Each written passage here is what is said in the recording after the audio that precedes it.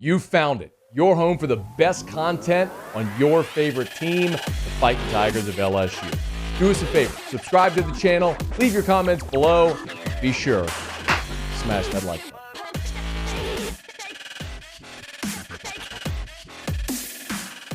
LSU gets a win. Auburn got a win by the hardest. And one of the big storylines that we will be following this week, all week, is T.J. Finley or Bo Nix.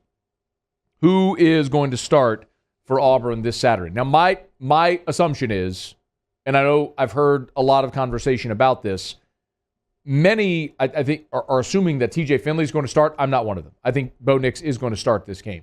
He's been a starter now for 3 years. That outing isn't enough, I think, to cost him his job entirely.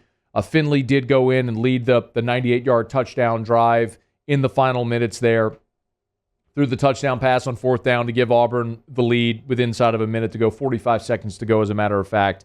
Finley was far from perfect. He was 9 of 16 for 97 yards and a score. He played in the first two games, the blowouts against Akron and Arkansas or Alabama State, as well.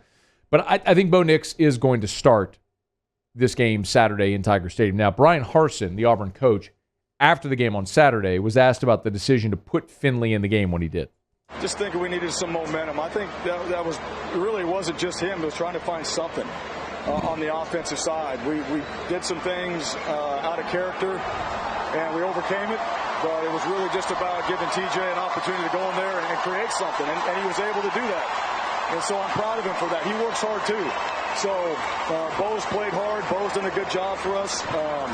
So from that standpoint, there's no issues that way. It's just a matter of we needed something to happen in this game, and we needed to make a change, and we did. Certainly feels like he's telling you without telling you there that there isn't much of a controversy. But if things do get tough in Tiger Stadium on Saturday, I think that they won't hesitate to go to T.J. Finley. But I am expecting that it will be Bo Nix starting. Now, Ed Orgeron today, Monday, met with the media, as he normally does on Mondays, and he was asked the T.J. Finley question about T.J. coming back to Baton Rouge.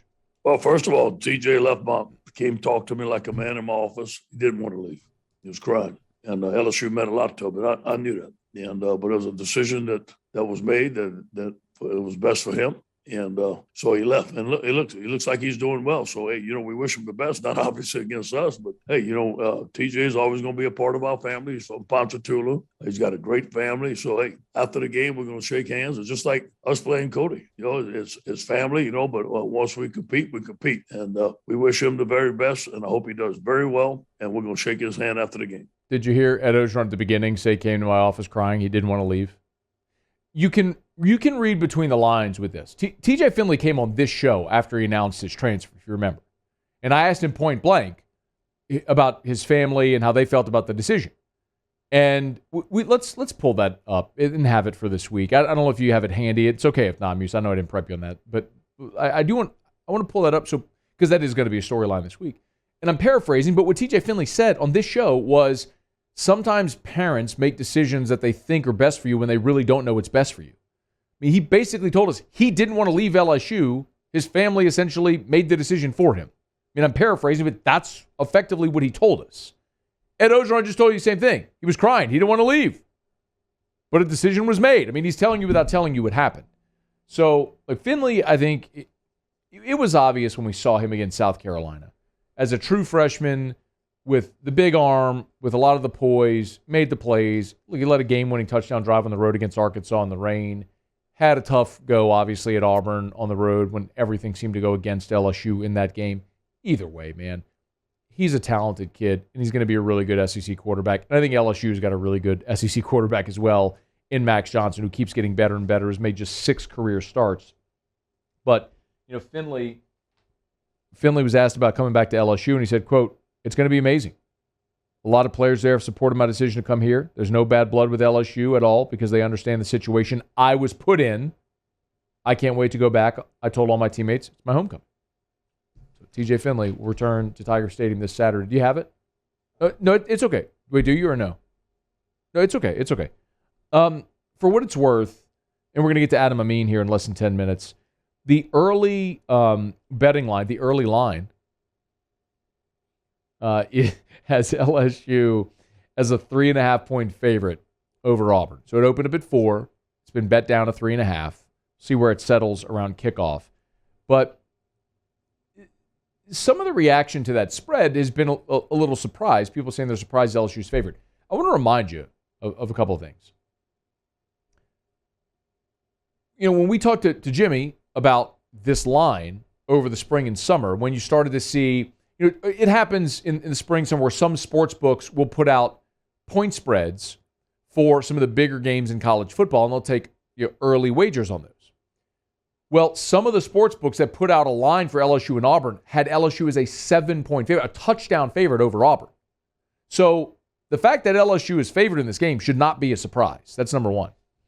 Number two, I'll remind you also that Auburn, their projected win total this season was 7.5.